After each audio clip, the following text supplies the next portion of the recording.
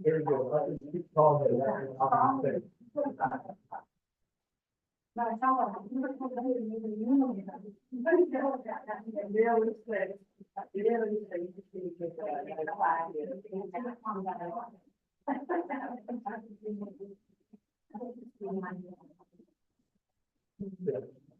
No one calls me out.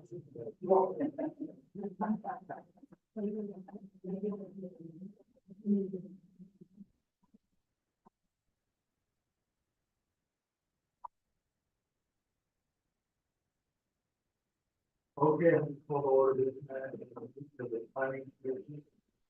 January 22nd.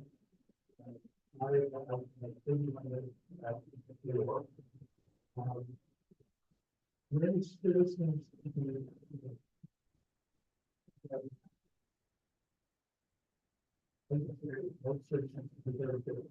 We had smart data communication.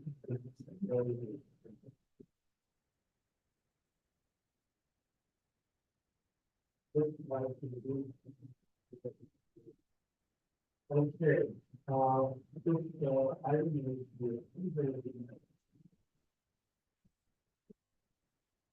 I might say what I did that, one very minor, thing that for some reason, I think it's not the holidays, they want to take it out.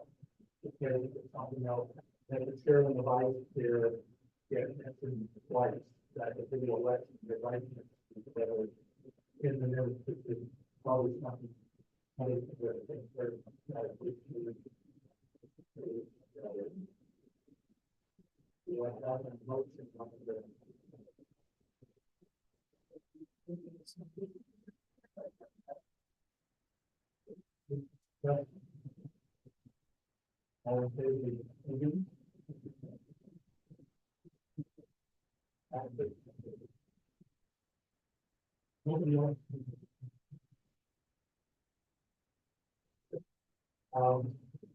There's a lot.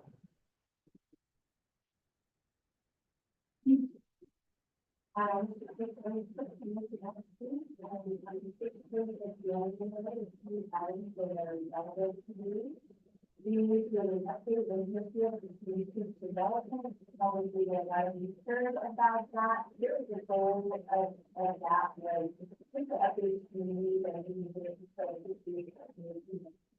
you know, a lot of bubbling going on, and so reset and military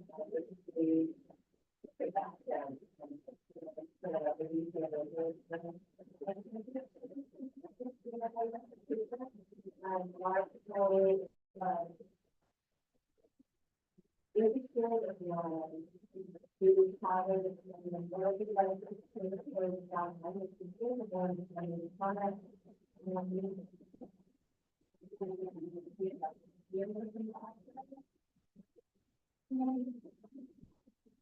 Now that was like over 100 people here.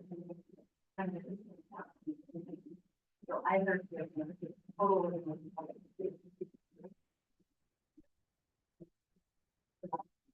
So it is not one of the laws is going to be including knowledge to our office. When public is anybody who's looking for the economic today, don't need absolutely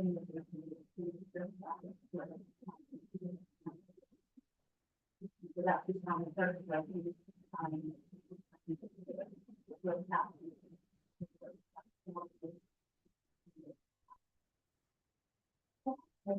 Already resolved and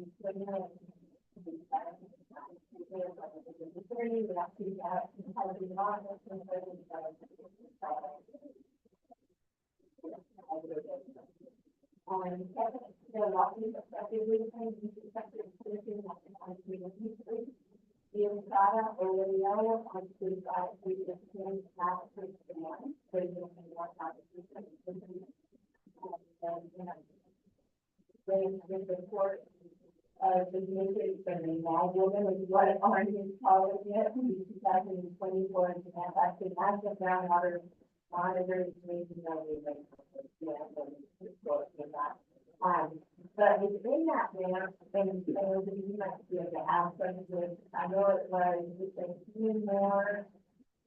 And that's what we pretty well. Figuring out a line in the mouth and talk about it. And then they want to be able to deal with well, but last week, when we spoke to Valleyville, Ramadan, and so that they pretty good. That we have personally, we really to the moment to say that we read that out of the station. We're talking about and then last year we just kind of discussing like confidence, kind of water, ECD, and like kind of appreciating that. We don't fight for the area of funding, so PCI funding. And it's really the biggest they want to do like that confidence will be a feeling as well, that taking it down. That's really good. The hearing, everything is really good. Cutting on and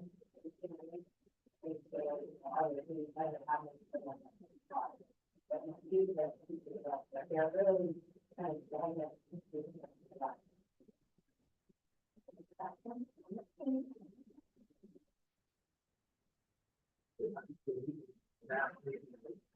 actually very good for running out the people where it's the county. I didn't get into the my document for the Congress, there'll be a lot of work behind the scenes. There's concerns about that project, but I thought it was very nice. and we think it's like a, sorry, I kind of put that on you and but it's really helpful. Yeah, because I understand. It's not super important to get after the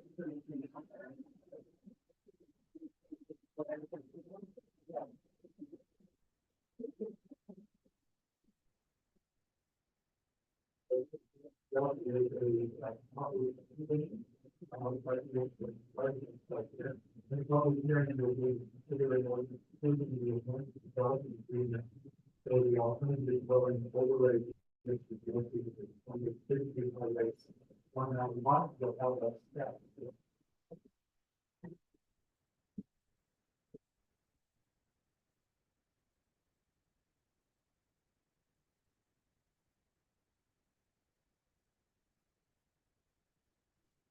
for and the development in the for the solar to do that.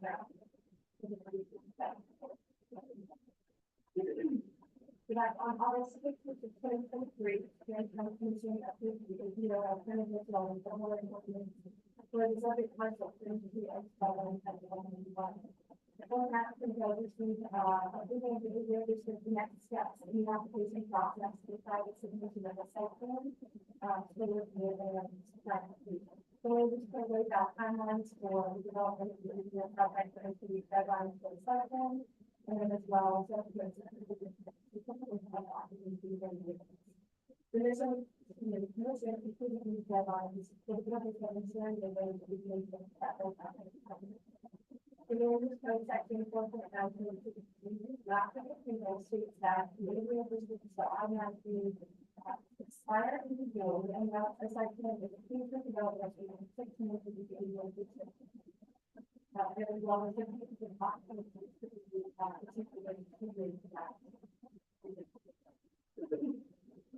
at this time, the applicant has a question the applicant is crossing approval and the amendment to that resolution. Formality that applicant extends into the section of the the court guidelines for the construction application review. They will be taken by August 16th of this week. So there is a case of August 15th of 2025 and it's about this year. The this, and the definitely have been approved by the city, but I'm by the staff, and this is the. That's going to be about how we fix it, that's when you can explain it, and in February, this is the 2026, then the fixing of the. The applicant request to extension of the different kind of level one, so you know that applicant is that by the end of the month, in order to get options to play it. And then they do it on.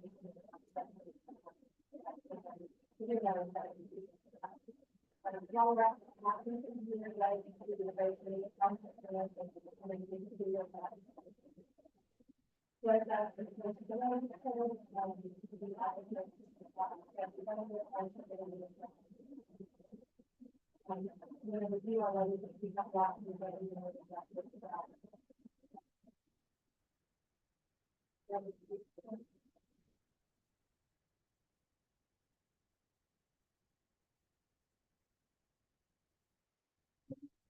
more.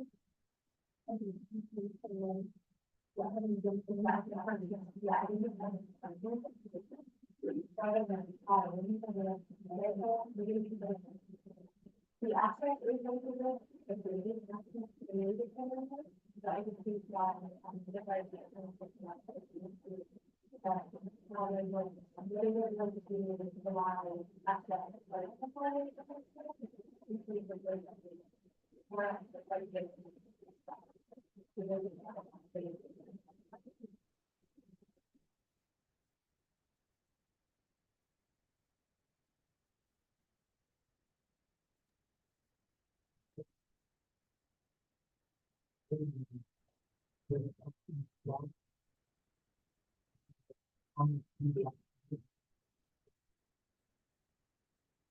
I can't hear anything on the Zoom. The sound quality is not working well.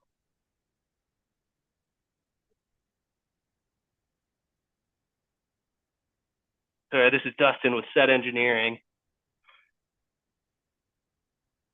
Good, we can hear you anyway. That's the word about,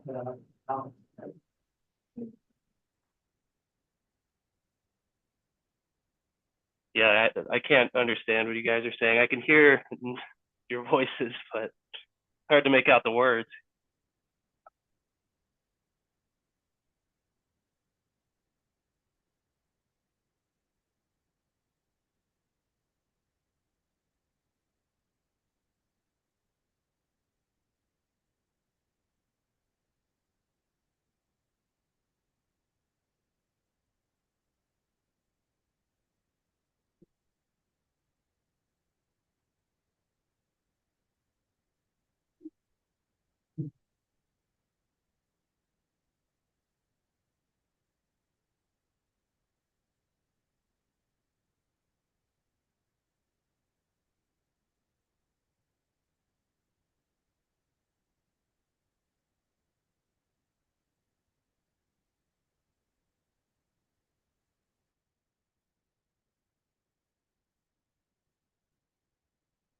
Now, still Jackson just texted me, so it's not just Dustin's computer, it's something that's going on with us. Can you hear us better now, Dustin? Yes, I can hear now. Awesome, thank you. Okay. Sorry, I should have said something earlier. So Dustin, we did have the staff report on the extension, and then we're just ready for you if you'd like to say a few words. Sure. Yes, everything in the letter. I mean, this was a unique circumstance where working with UDOT, we had to hire a traffic engineer, get traffic counts, write a traffic report. And we've been working with Dan Stenta and UDOT on a suitable solution for access to Highway 191. And so a solution that's suitable for UDOT, the county, and the client. And yeah, we've been putting work into this project. We've hired other consultants.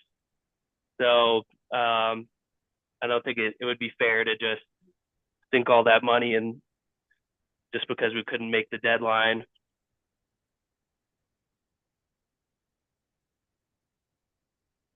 Good. Thank you very much. Thank So you. we are now ready for a motion and then discussion. Well, I'll move to forward a favorable recommendation to approving the amended development agreement for the ADO development. I'll second that. Okay, and discussion. It seems pretty procedural to me. Okay. I'm gonna quickly repeat the motion. I'm gonna actually make it maybe a little bit more formal in that, stealing from the notes, right? Yeah.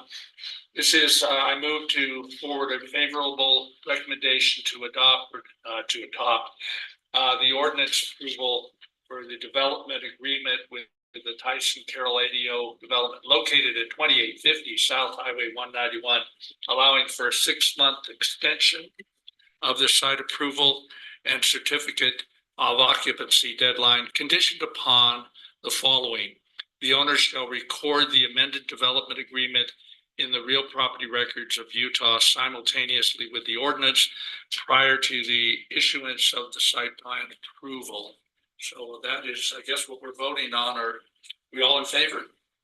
I say aye.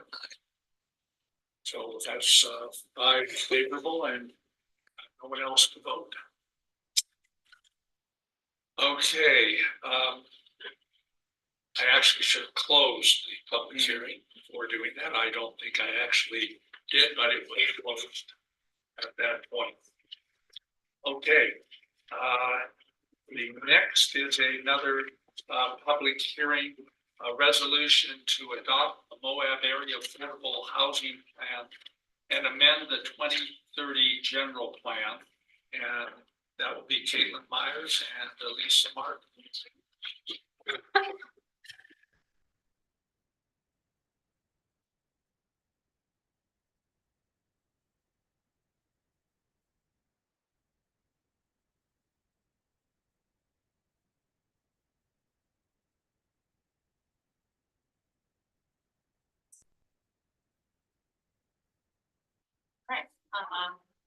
So we're excited to bring this forward, this update to the general plan and the Moab Area Affordable Housing Plan.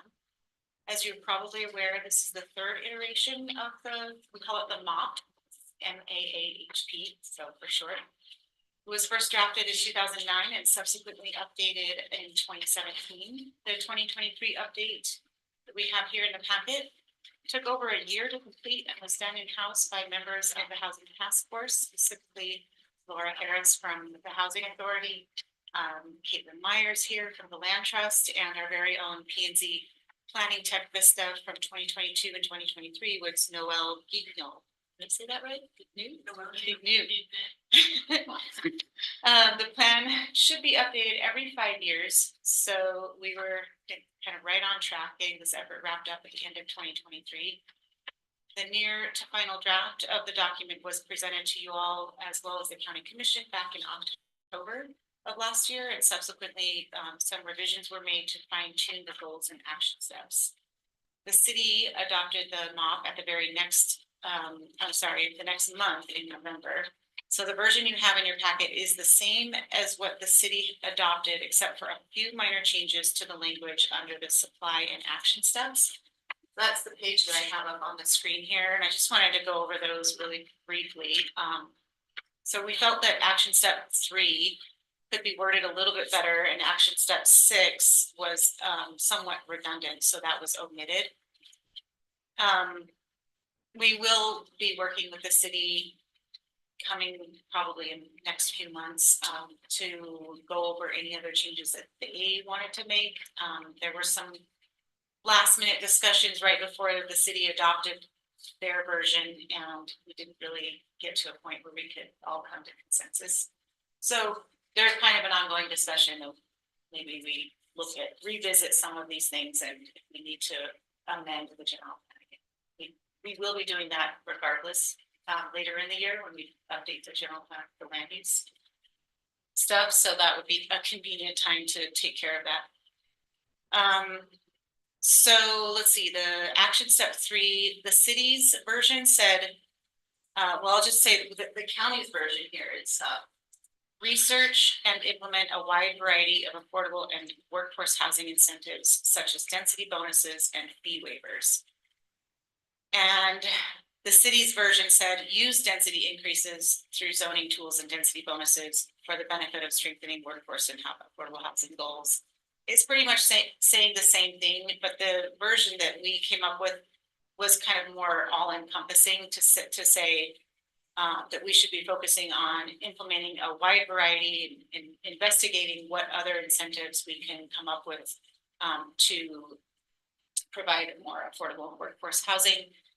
And because we said it in that way, the action step 6 was continue to strengthen and formalize other governmental incentives. That just felt redundant at that point, so we took that action step 6 out.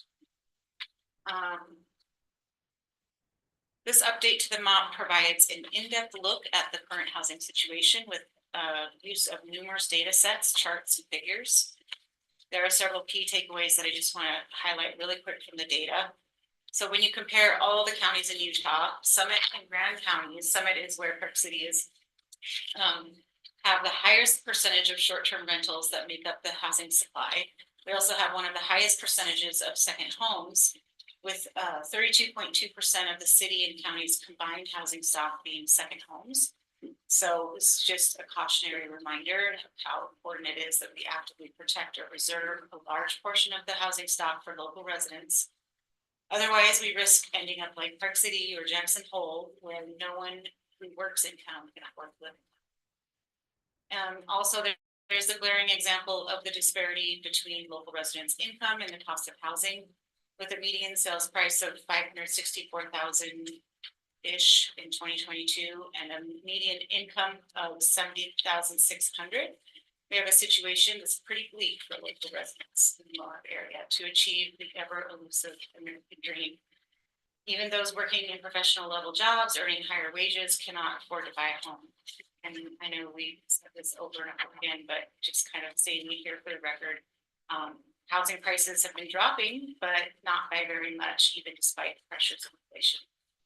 So the MOP and the housing chapter of the general plan focus on solutions to combat these conditions. And the main theme to these solutions that's presented in both of these documents is protecting existing and housing and future housing stock from being bought up as secondary housing or vacation homes.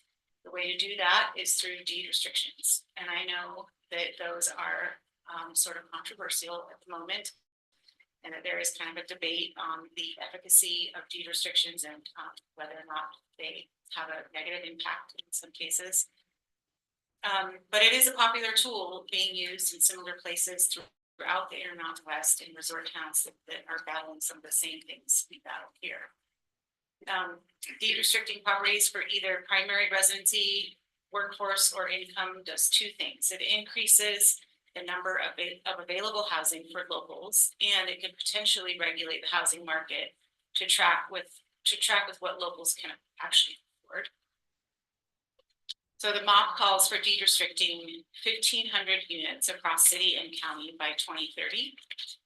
That's one of the action steps in I think it's stability. I'm sorry, Lisa, what was that figure? So this goal number 3 in stability, this is in the MOP, says to increase the number of income and occupancy restricted homes from 362, which is the current actively deed restricted units, up to 1,500 by 2030. And that's for city and county jointly. So, so in the chapter of the general plan that we've created here, this takes it one step further, which is to strive for 30% of the county's housing stock, the county only, to be deed restricted by 2035. And there are roughly 4,270 housing units within the unincorporated county. So that would mean if it was 30% of that, protecting 1,280 units just within the county. So that's a little more, right? It would be a step beyond the 1,500 combined housing units between the county and city. So to wrap up my summary on these two items before you, as part of this public hearing, we have an amendment to the general plan, which establishes a dedicated housing chapter.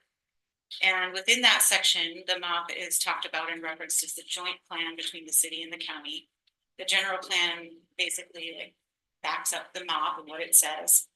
But it also provides more of a county focus on housing efforts that are ongoing and what the county will be working on in the future to increase housing affordability. We will be updating the chapter in the general plan with the appropriate citations. There were a few that we were just kind of working to get, and Katie, I'm going to give her a lot of credit. Arvista, she did a lot of work on that chapter, creating this brand new dedicated housing chapter in the general plan. And she just filled in those citations today, but I didn't want to change the packet. So the final version that goes to the county commission will have that all up to date. I also wanted to put it out there that I envision possibly having this on the county commission's agenda as a workshop prior to the meeting. And that way, because we created this housing chapter very quickly and there wasn't a lot of time for feedback, I thought we could workshop it before the public hearing, and maybe if any of you have comments or things that you think maybe should be changed or revised or whatever, you could come to the workshop and we can, I'm sure there'll be a discussion from the county commission side. Well, maybe, hopefully it'll just go through, but there might be some concerns about whatever the content, the general plan housing chapter. So I don't know exactly the date for that. I'm hoping it would be the February 6th meeting, but I just don't know what their kind of agenda load is. But I'm going to shoot for that and see if we can do a workshop, and then if there are any needed changes, we can make those during the workshop and then go ahead and have the public hearing. So, and Caitlin is here too. If you have any questions or points of clarification from for either of us, we're happy to answer them or go through anything. You have anything to add? No, I think you already said this. The city already has a minor list of amendments to make to the plan, just some references and language changes. Okay.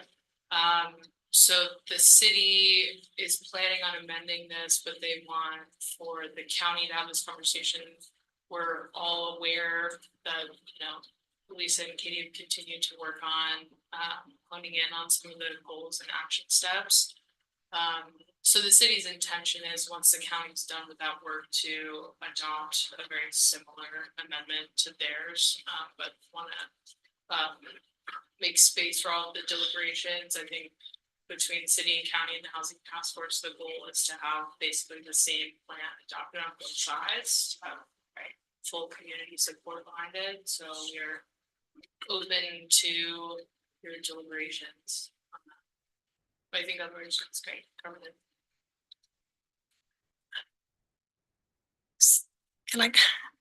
So the county and the city's housing plan is still combined, or you haven't separated them, right? It just kind of sounded like that's what you guys were talking about. Well, no, they're still combined. The Moab Area Affordable Housing Plan, the MOP, is the combined. Okay, it just sounded like you guys were separating them, huh? So, yeah, well, there's just a couple little things that I edited the language a little bit in that one section that I had up on the screen. So that's a tiny bit different than what the city has on the books, but it's substantially the same. Okay. But what Caitlin was talking about was that they do have some, now that it's adopted and everybody's looking at it, if there's some desire to go back and make some edits beyond what's even just. So does it have to also go back to the public hearing? So we would go back to a public hearing, but for the county at least, we already plan on amending the general plan for the future land use plan. So I would just hold off. We can work on the edits with the city and all come to consensus and have one document that we all feel good about. And then when we go update the general plan with the future land use stuff, we could do the housing at the same time. Perfect. It's not confusing that way. Yeah. Any other questions? So regarding the content of the plan, are you looking for feedback on that today from the commission? I mean, any feedback is always great to have at this point. In terms of the general plan housing chapter, there could be some room for changes between now and the county commission opening their public hearing. So yeah, we could have some feedback now and then bring that to the workshop on the commission date. But as far as the mock goes, I think that's pretty set at this point. We've had a lot of back and forth, and since the city did adopt it already, we're kind of trying to keep it as much as we can, keep it pretty much the same as what the city has and consistent, and then we will go back eventually and make some changes. But if you can bring up anything now. I guess the reason I ask is that having a plan is one thing, but having an achievable plan is another. And I think the number of deed restricted units that is targeted is a rather large goal. Just to back the napkin is like 150 a year. And that, I mean, Trish, you brought up this once before that the county could buy units, turn them into deed restricted units, and we could do it pretty quickly, right? But that's a lot of money, and it's money we don't have. So, and there are probably 100 ways to do that. I mean, large multiple family units would be one where we could get a lot of gains, but even there, I think 150 a year on the average over 8 years, that's an incredible number. That's aggressive, right? That is, and it costs somebody a lot of money, and maybe we do it via incentives or other things, but that's a lot of investment. And the reason I bring that up is I just wonder if that's a realistic goal. Can I ask some questions that'll help answer Jerry's questions? Yeah, but I was in line. No, I was just gonna say, if this concerns I think 300 to 1,200 things, and I also, but when I read it, I thought, but how many houses are going to be built, in terms of our projections for number of houses built, and then how would we get to that number? So but you may have a good answer to that. Go ahead, Tony, sorry. Yeah, I was gonna ask, Caitlin, as the director of the land trust, you said, you want to go from 360-ish to 1,500. How many of those are in the pipeline at the land trust already? I know you've got some multifamily housing units there to begin with. I heard like as many as 600 units or something like that. So, I mean, it's not like we're building out 3,000 square foot mansions that are going to be deed restricted. A lot of these are in the pipeline already. So it might, Caitlin, you answer that. Yeah. I believe there are only about 50 of our deed restrictions that are Arroyo Crossing included in this plan. That's what's vested and under construction in this plan. Arroyo Crossing will be 300 units. This doesn't include all of the units with the HDHO projects moving forward. There are some that are included, but that number, the 360, is inclusive of only projects that have units under construction. I will say this number is a little bit complicated because it includes a lot of units that have one-time self-help primary residency deed restrictions that will fall away over time. So important to note that, we had, that 73 is at Arroyo Crossing. And then that 224 really income restricted units. Okay, so I was wrong, the 360 is correct, but Glenn does know that we have had over 200 units that were one-time restricted, and so I think that's another reason why we're bringing in more permanent deed restrictions, because we've all seen self-help flip into second homes, and it's really frustrating to see that. I think, Jerry, also to answer your question about I can't speak as much to the county specific goal of 30%. I know that's, Katie has a lot of research on that in other communities, and that's kind of a threshold to stabilize Right. housing, but within this plan, we did do a lot of data analysis on how many units we would need by 2030 based on population growth. As we continue to grow, what does that look like for workers of various income levels, rentership versus ownership? And so we settled on that about 1,000 units because that is the projected need for very low income subsidized units and for just general workforce, low restrictions. So that's kind of the rationale. I didn't question the need. What I question is whether or not we think that's really achievable, at least knowing what we know today.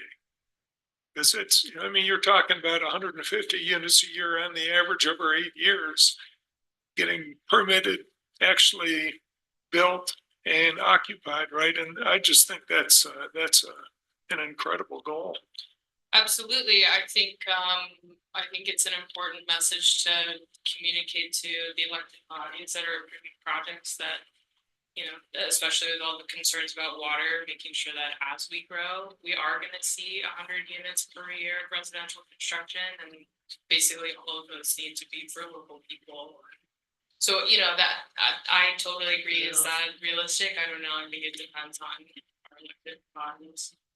And if it turns out that it looks like it's not achievable, the reason I ask is then you look at ways to make it achievable, right? So this would just be the beginning.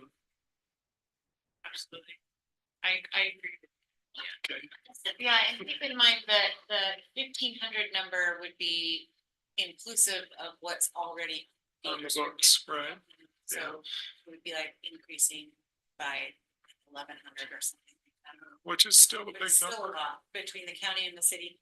The city has, I do want to share this with y'all at next meeting when we talk about the future land use stuff.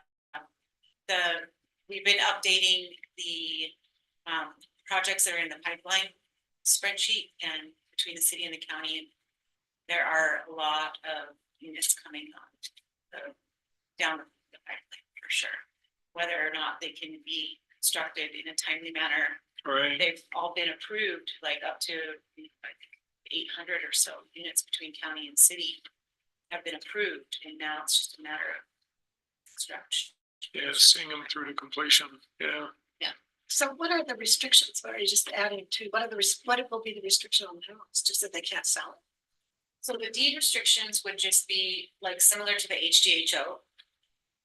But what we've said in the document in the chapter is that it wouldn't necessarily be just workforce deed restriction for actively employed households. It could include deed restrictions just simply for primary residence. So just to say that these amount of homes are restricted to ownership by people who actually live here as their primary Is the only residence. restriction. That's all there is. So it varies different. Yeah, there's different levels, because some of the stuff out at Royal Crossing, some of the houses there are restricted for income, and a lot of these projects are restricted for income, so there's the 3 levels is, the least restrictive is just primary residency. And then the step up from that would be to be eligible as workforce, and then up from that would be income restricted. And we have a whole combination of that already in the works, on the ground, and planned for the future. So, And those all are, that's inclusive of the 1,500 by. right. A combination of that. There's no particular breakdown. And I would guess even units like we talked about earlier at the KOA would be included in that as well, right? Those are Right. restricted. Yeah, housing units, yeah, Yeah. for sure, long-term residencies. So, yeah, literally a spot to park a trailer is one of those units, and it should be. Okay. All right, thanks. Any other questions? Yeah, I had a couple of them. So we're looking at you're gonna do more workshops and stuff on this. I'm getting I kind of don't get what we're doing here. We're approving this to be further amended. We would be approving it to to actually adopt this as a amendment to the general plan. So the general plan is our guiding Yeah. document that. Okay, but you mentioned a workshop to work on this more. Oh, the workshop would just be like what the commission does a lot of times with items that they're gonna vote on later in the agenda. If there's still kind of a question of like, well, we might still wanna tweak something, but they don't wanna, you can't do that during the meeting. So having a workshop just prior to the meeting, just to make sure everybody's good with it, there's no little last minute changes. That would be what the workshop is, not like not major changes, but I mean, they could propose if they don't agree with the 30% deed restricted by 2035. That might be something that could be debated at the workshop, and it could be polled even, or reduced to a different number. I mean, stuff like that, because we did not have a chance to really vet the housing chapter with anybody. It was just done very quickly. Yeah. But for the most part, it's just reflecting what's in the MOP and just expanding on it a little bit with that extra goal of the 30% deed restricted units. So there's not a whole lot in there that's new that people haven't seen. I mean, the commission and you guys all had a chance to review the law from back in October. And Right, I remember. Yeah. Yeah, remember so most of what's being approved is, you guys have all seen for the most part. Basically, Lisa, the way I see it is we're establishing a baseline of data here. We're projecting what the needs are into the future, and we're setting goals on how we're going to meet those needs. Yep. That's right. Now, the exact mechanisms for meeting those goals are established through things like the future land use plan and other things, right? So does that kind of help, Warren? Yeah, there was a couple things in here. I feel like we kind of talked about it, previous things. I was gonna throw my 2 cents in, but it seems to be kind of already, we're ready to move on that stuff. My whole thing was, we kind of talked about this, about ADUs, and I know that's really kind of a small part of this, but as like a single family homeowner, I'm hesitant about building ADUs with the deed restriction, because like, I've never really kind of figured this out, and it's never really been like fleshed out. You put a deed restriction on, now you're limiting how you can sell your house. That's what I've been told. And I'm kind of like, we already have a restriction for like no overnight rentals. So it's already like, yeah, this housing has to be made for long-term housing. So why put a further barrier? Like me, I'm like, well, I don't know, like, not sure if I want to do that. And why would we put more hurdles? That was one of the things I saw in this. I was like, I never felt like that kind of got fleshed out. And is that like one of the controversial parts? I don't know. And then, I just found it funny on the chronic homelessness. It made it seem like you either had to be physically handicapped or had a mental disability. I just was like, I think a lot of people are homeless outside of those things. And we always do the homeless count like we're doing it this year. And it's always in January, which I think that's the time when, I feel like there's this thing here where our seasonal workforce is kind of like not a part of the community. And it's like, those are a resource of future citizens. And I'm like, like there's 40 people homeless right now. I'm like, yeah, but during the season, there's 300. And those are American citizens that need housing, even if it's by, choice. How many of those people really have a choice? So I like to think about expanding that area. That's my. Those are great thoughts for sure. Mhm. I'll make note of them for when we go back into this and potentially make some revisions in the future. Because I always try to look at it from my perspective on that deed restriction thing. I'm like, man, I would really love building ADU, but that kind of scares me, and I just haven't had the time to like look into it. And so I don't know. I'm just giving you my 2 cents on how I look at things. I think that is something we have discussed in the past. That's kind of been confusing between the city and the county. There's differences with the deed restrictions associated with ADUs. And I know we've even talked about getting rid of the deed restriction for the counties, because it doesn't really, like you said, it's kind of a moot Redundant. thing, because it all it really contains in it is to say that it has to be used as a long-term rental, and I can't, maybe something about one of the units has to be the primary occupant or residence, occupied by a primary residence or something like that. Right. But we should definitely get into that some more. And actually, one of our future considerations is gonna be getting back into the ADU revisions, because it didn't make it all the way through legal review. It got stalled out again with the attorneys, so we're gonna be bringing that back. And that would be the time to address those things for sure. Go ahead, sorry, Mary. That's right. What he was just talking about, the restriction on the ADU, which means it has to be long-term rental. Wouldn't that be one of the restrictions within the 1,500 housing units? Would that be a part of that? I would say that ADUs would count towards, because it's its own dwelling unit that's counted. So then it kind of just milks its way through, so we're not having as many as it looks like we're gonna have.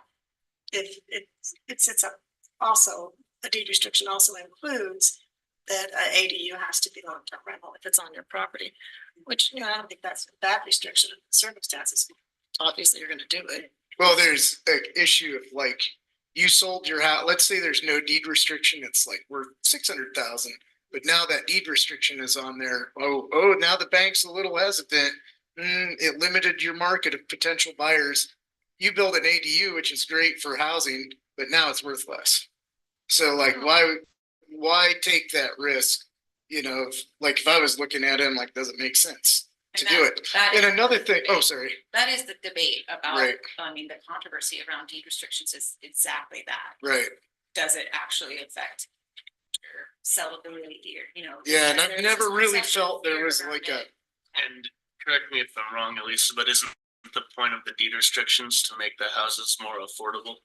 Mhm. Well, Means worth less? we could be boost with the ADU though. I feel like it's boosting housing stock, right? Like we've talked about this before. If somebody had a second home, but they could build an ADU for like local housing, like they won't because they're not the primary dweller. So I'm kind of like, it's building more housing stock. Does that help something?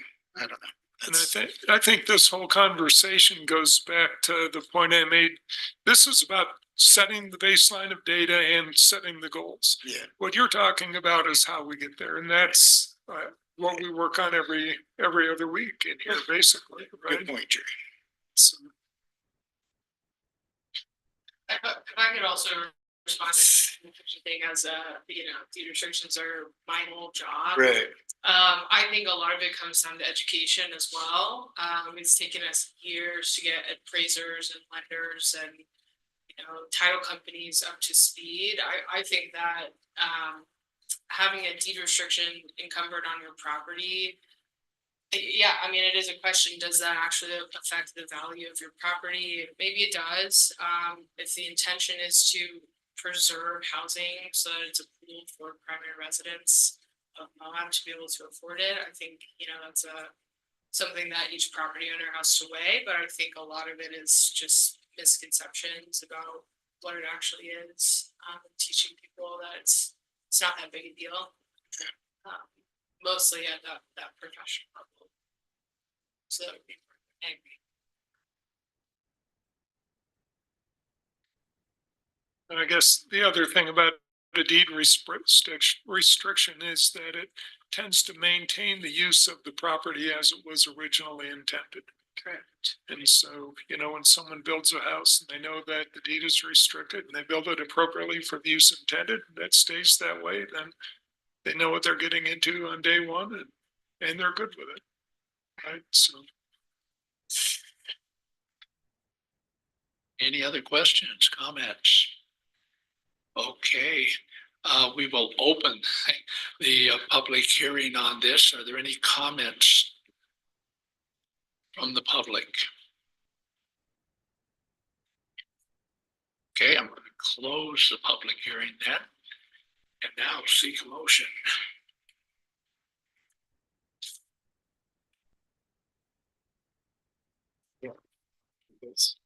There we go.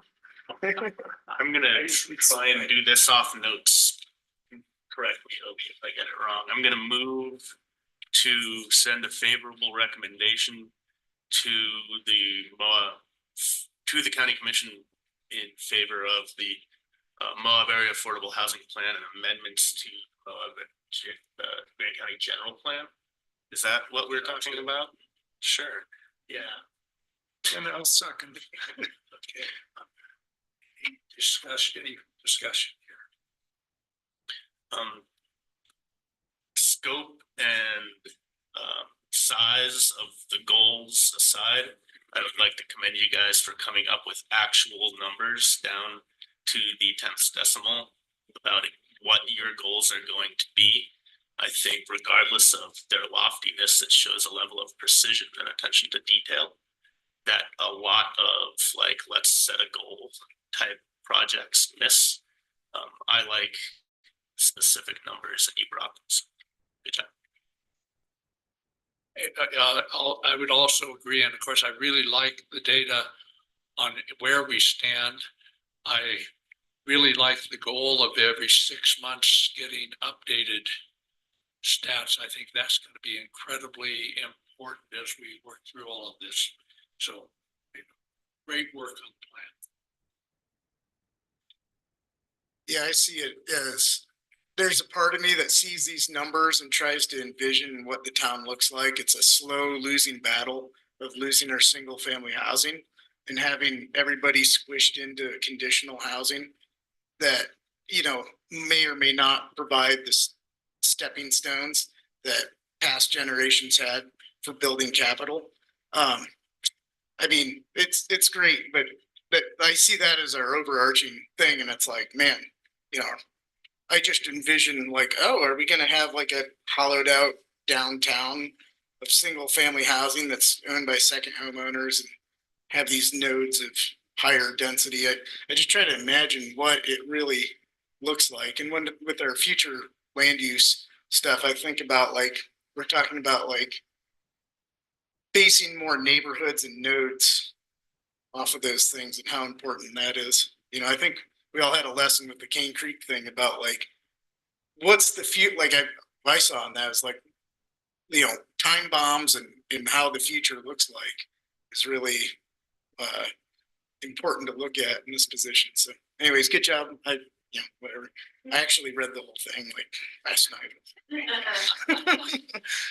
And Aaron, I'd say envisioning, that's a good thing to do because then you come back to, okay, we'll make it workforce housing 80%. We'll make it so it can't be as often second houses. I mean, I think that's a lot of what we work on. So, but we got to keep focused on it.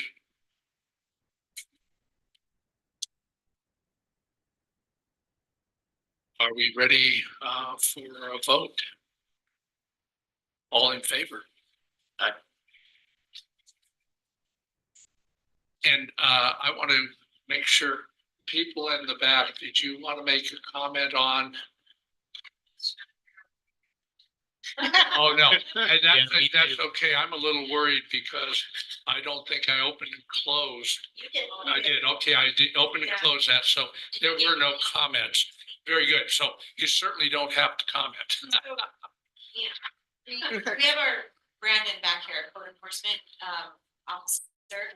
We wanted to introduce him. That's why he's here, and we kind of ran past it, the opportunity. Yeah, but anyway, this is Brandon Blatt. He's just started with what, 2 months now? That's great. Yeah. So we were so lucky to have him. He's been awesome in that position. Total compliance is a tough job, and yeah, and it's been very, very happy. I've heard good things already. And Lisa, I think you mentioned before that Brandon came from the sheriff's department previously. That's correct. Yeah. Yeah. Great to see you on board. All right. Thank you.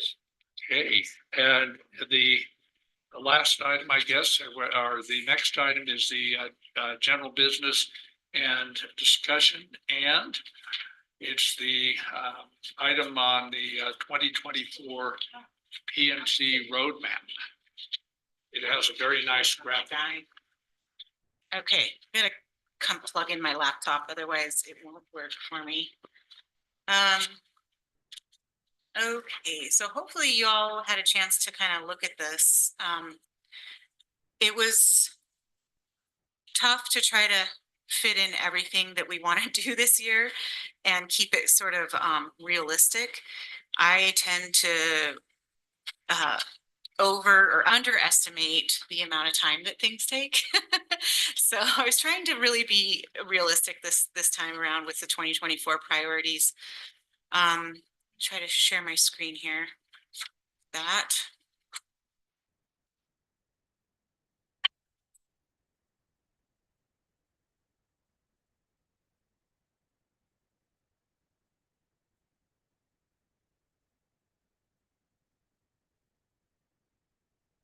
Okay, sorry about that. So as you can see, this is just kind of a very basic graphic that provides a roadmap, literally. And trying to get it to go bigger. There we go. Oops. So Q1 starts over here, obviously, with the most important and high priority item, I believe, is our future land use plan and wrapping that up. So we do have the RFP going out for this work so that we can hire consultants to help advise on some of the urban design concepts and come up with some, you know, visualizations, some illustrations to really convey what the future land use designations that we come up with, what they would look like on the ground and how they would fit into our existing neighborhoods. So I'm really looking forward to having that assistance with some consultants coming on board. And I think it will really provide some fresh energy and you know, momentum. So that's going to be relatively soon. I can't remember what the RFP said for the time, for the deadline for submittals. I'll have to go back and look, but I can send that out to you guys. I think I said I was going to send it to you last time and I never did. So I will share that with you. The workshop for commercial land use designations, I want to have that just with the planning commission. That would just be with you all to go through and really nail down what the commercial land use designations are and make some decisions about general business and highway commercial specifically, because I think those are the two zones that are somewhat, there's some problems with them that we've come up with, we've identified just on our daily basis of implementing those zones. Some shortcomings when we're trying to sign off on business licenses, and for whatever reason, highway commercial doesn't allow really basic commercial activity like a florist shop. And I don't know what else, Miguel, what are the examples? Indoor recreation. So there's a bunch of things that seem kind of missing from highway commercial. And then there's also what is general business? It's always been kind of in flux, and how does it distinguish itself from highway commercial, and where should it maybe expand along the highway, some of the areas where the frontage roads are going to go. So I want to have that workshop to kind of bring those back up and then have a really good session to nail those down and finalize what we want to do with the commercial zones. And then come to consensus, of course, on our density bonus incentive program. We do have BAE Urban Economics. They are still working with us. It's been these long periods of time of nothing, and then, you know, we start working on it again, and so we are actively, they are putting together their development pro formas for the different housing types that we are going to include for the density bonuses. And we had a really good discussion about a week and a half ago to kind of start devising how that program, what the program would look like. And so I'll share that with you as we get more progress. So that's the FLUP. And then I foresee that the water-wise landscaping ordinance could be finalized, and I think we should shoot for it by the end of Q1. I know Katie wanted to set a date to actually workshop that with everybody and with the planning commission, and then we can go to the public with it as well. But we should probably think about that in the next couple meetings of having that workshop. I think she's ready for it. And then the Article 3 ADU amendments I mentioned earlier, those are coming back to you with some revisions that were recommended by the attorney's office. And that was just having to do with how we distinguish between what the state is allowing in terms of what we can't say no to for internal dwelling units. And how do we really make that clear so that we're not putting ourselves in a situation of having to approve potentially 3 dwelling units on a property, an external ADU, an internal, and the primary residence. So I'd like to get that done relatively soon as well in Q1. And then our lighting ordinance, we haven't talked about this in a long time. The dark skies ordinance that was adopted back in 2019. The date that it was supposed to go into effect, where everybody was going to have to change out their lighting fixtures, is actually in March so of this year, because it was 5 years from the date that it was adopted in 2019, which was March 2019. So the city just did their amendment, and I haven't had a chance to see what they ended up changing. And we were working with them back about a year ago on coordinating our efforts, and it kind of petered out, but we definitely need to look at that again. And there are some revisions that need to be made so that we can realistically enforce the provisions. Because right now it's seeming like pretty difficult to actually enforce some of the stuff that's in there. So we'll be looking at that. I don't know if that is necessary. I put it in Q1, but I don't know. The only reason I did that is because we have this thing, the date coming up in March for the code to become effective. So we should at least start looking at it. And then for does anybody have any questions on that first bit of work? Only the lighting sort of thing is, it's one thing to tell people when they build, they better shield their lighting. It's another thing to tell them, now you've got to change your lighting that you already have set up. So Exactly. that's what I guess where the rubber meets the road. It's going to be very interesting.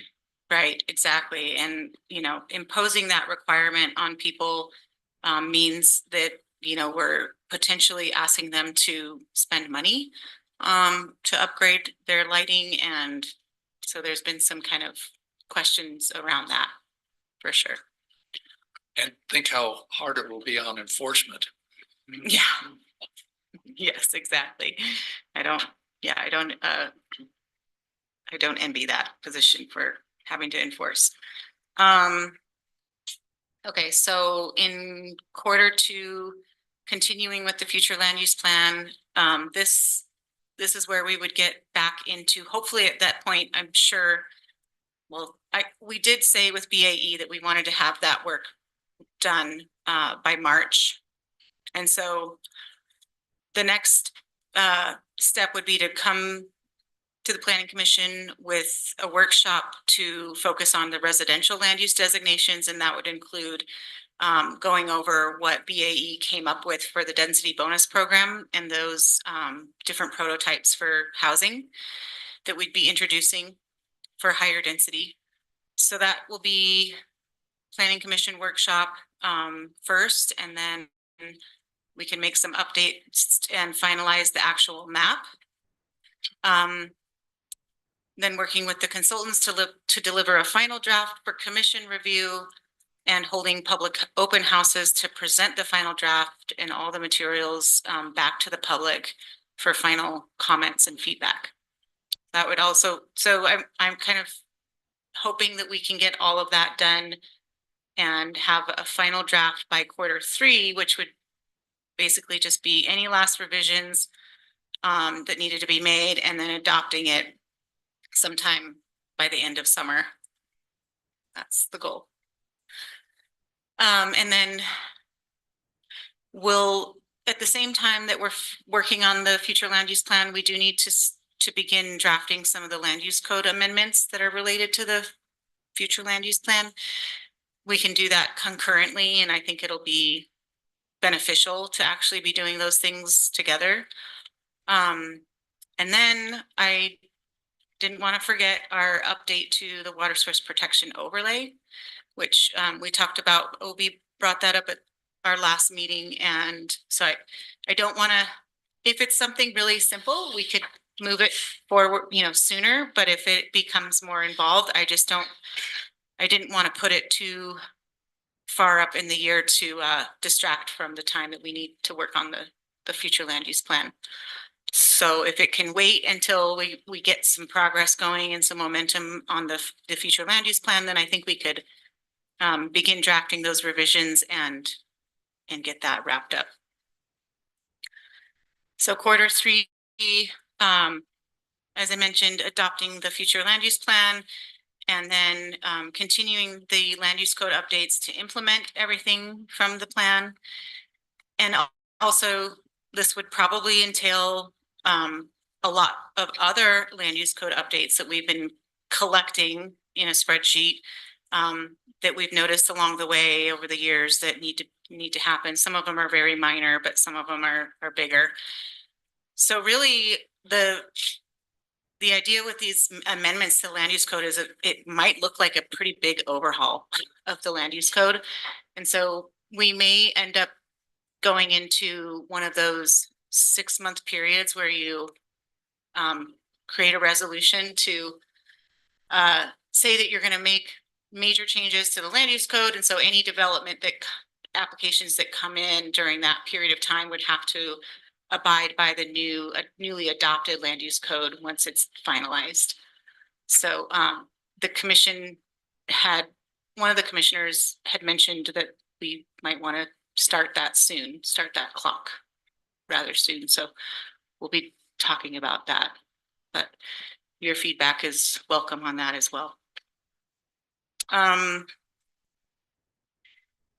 then simultaneously in Q3, I anticipate that we will be working with the Active Transportation and Trails Division to update the non-motorized trails and active transportation master plan. We did write a grant for that effort, and we won't know until probably halfway through the year whether or not we're going to have the funding for that to hire the consultants for that effort. But we do have our Vista, Katie, who's already working on some preliminary updates to the plan. So we do have resources in-house to kind of get some of that going. So that'll be on the radar as well. And then finally, at the end of the year, we should have some housing dashboard indicators developed by that time. Katie will be working on those as well. And so we'll kind of want to have some planning commission input on those, and getting those finalized and up on our website will be great. Finalizing any more work on the non-motorized trails and active transportation plan. And then looking at potential revisions to the road classifications and improvements, improvement requirements, and possible revisions to drainage requirements that are in the construction standards. There's been a lot of talk about the need for going back and looking at some changes to those as well. So the last thing is the resource management plan has been out there for at least a year, needing an update. And it's not, I guess, hasn't been a huge priority, but it is something we need to get done at some point. So we can't just leave it outdated. That's it. Does anybody have any feedback for me on this, or anything we should add, change? I was waiting for Jerry to say it's very ambitious. You took the words out of my mouth. Very ambitious. I know, you're right. Liz, I'm happy to see the resource management plan up there. I've been calling for that privately and publicly for quite a while. Yeah. I've got a lot of thoughts on that advice for county commission and the whole 9 yards. Yeah. Be looped in there. For sure. And I know that there are resources that is it the Office of what's that? I can never remember. Yeah, Plipco. I can remember the acronym, but I don't know what it stands for. Anyway, public lands policy, whatever. They always reach out to say, hey, we really need you guys to get that done. We have resources, maybe even, you know, for smaller counties like ours, rural counties, that they can provide, I don't know if it's funding or direct assistance consultants kind of, yeah. So we do need to reach out and find out what that is all about. Maybe we could even get it going sooner, if we have somebody working on it. It's not just in-house staff. I was gonna say, I think you put that on the fourth quarter of this year because you know that's gonna be exactly when I'm leaving. Oh, really? I didn't know that. Oh, no. Oh, You can well, we'll just have to come get back all as your a input consultant. before you Yeah, leave. that's what they're trying to get me. On to you. No, that's not it at all. But we'll have to meet. We'll have to get your feedback before you take off. I didn't know you were leaving. Please and thank you. What's that? I said, please and thank you. Okay, sounds like a plan. Anything else? Any That's all I other got. thoughts? Okay. And of course, if you have anything that pops in your mind, just email me, shoot me an email if there's something that you didn't think of tonight that you that comes into your mind that you want to put on this plan. Just let me know. And I'm gonna guess there's no citizens to be heard? Nobody online? Or in here, okay. And then future considerations, if there's any.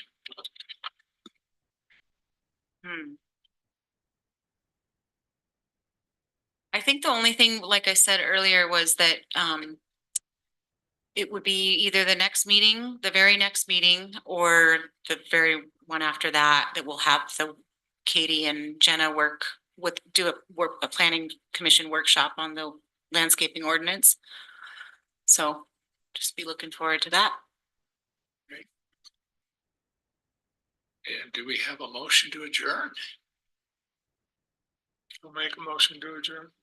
A second. All in favor? Uh, Great. Good meeting. Time of football.